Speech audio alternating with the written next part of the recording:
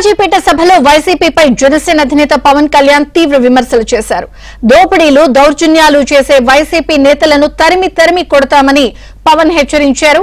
తాను పిఠాపురం నుంచి పోటీ చేస్తానని, గోదావరి జిల్లా ప్రజలకు అందుబాటులో ఉంటానని హామీ ఇచ్చారు. మెగాస్టార్ చిరంజీవి తనకు ఎంతో సపోర్ట్ చేస్తున్నారన్నారు. ప్రజలు గెలవాలి అంటే కూటమి ప్రభుత్వానికి ఓటు వేయాలని పవన్ పిలుపునిచ్చారు.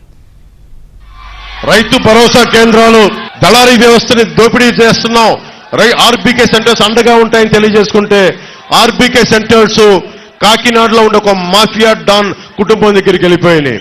ఆ మాఫియా డాన్ ఎవరో తెలుసు మీకు. ఆ మాఫియా డాన్ తో మేము పోరాడుతున్నాం.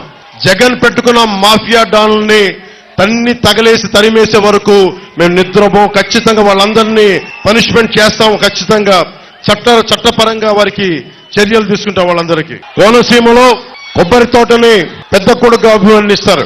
ఒక కొబ్బరి చెట్టు ఉంటే మా పెద్ద కొడుకని. అలాంటి కొబ్బరి చెట్టు ఒకప్పుడు నెలకి ఎకరానికి 1000 కాయలు వస్తే ఈ రోజున 200 కాయలు కూడా రాని పరిస్థితి.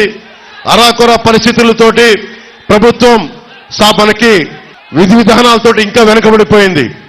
అలాంటి కొబ్బరి రైతాంగానికి, వరి పండించే రైతాంగానికి మేమందరికీ మీకు అండగా ఉంటాం. నేను పిఠాపురం నుంచే పోటీ చేస్తున్నాను. నేను మీకు అందుబాటులో ఉంటాను. ఒకప్పుడు సర్ ఆర్థర్ కాటన్ మీకోసం ఎలా పనిచేశాడో మా కూటమిలోని ప్రతి ఒక్కరూ మేము అలా పనిచేస్తాం. మన డెల్టా ప్రాంతాలను కానీ, మన మెట్ట భూములు కానీ, మనకి కాలువలకి దూరంగా ఉండే పొలాలకు కూడా నిజంగా నీరు అందించాల్సిన అవసరం ఉంది. మా అన్నయ్య చిరంజీవి గారు మొన్నే ఇంతకాలం ఎప్పుడు నా మంచి కోరుకునేవారు. మొన్న మొదటిసారి ఆయనకు ఒకటే మనసు కదిలింది. కౌలు రైతులకి అండగా నిలబడినందుకు, అన్ని వేల మంది కౌలు రైతులకి మేము అండగా నిలబడిన కదిలి నిజంగా జనసేన చాలా మంచి పని చేస్తుంది. ఎలాంటి కూటమి మీకు బాగుండాలని కోరుకుంటూ నాకు ఒక 5 కోట్ల రూపాయలు జనసేన పార్టీకి విరాళంగా ఇచ్చారు. ఏ సందర్భంలో చెప్తున్నానంటే స్కిల్ డెవలప్మెంట్ ఉద్దేశించి చెప్తా ఉన్నా. మీలో నాకు తెలియదు, మీలాగే నాకు ఏం కోరికలు లేవు, ఏమవ్వాలో నాకు తెలియదు. కానీ మనకంటే పరిణితి చెందిన వ్యక్తి, అనుభవం ఉన్న వ్యక్తి, ఒక బలమైన ఒక స్టార్డమ్ ఉన్న వ్యక్తి నా అన్నయ్య అవటం వల్ల నాకు ఆయన ఏం చేశారంటే, నువ్వు ఏదైనా పని చేయి, నేను నేను అనుకునేవాడిని మ్యాక్సిమం ఒక చిన్నపాటి 5000 రూపాయలు ఉద్యోగం వస్తే సరిపోద్ది అనుకునేవాడు నా జీవితం అంతా. ఆయన కూర్చొని నన్ను మార్షల్ ఆర్ట్స్ లో జాయిన్ చేశారు. ఆయన దగ్గరుండి ఒక యాక్టింగ్ స్కిల్ నేర్పించారు. అవన్నీ నేను కూర్చొని నేర్చుకుని మీ గుండెల్లో స్థానం సంపాదించుకున్నాను.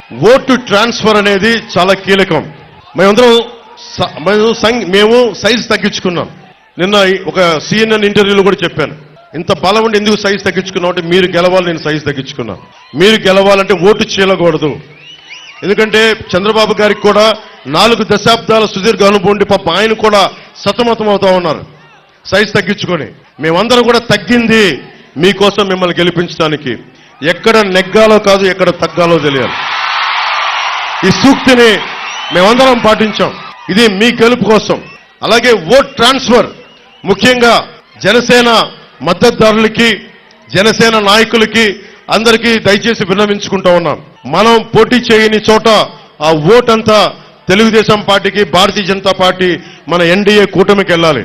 అది మీరు ఆలోచించుకొని వేయండి.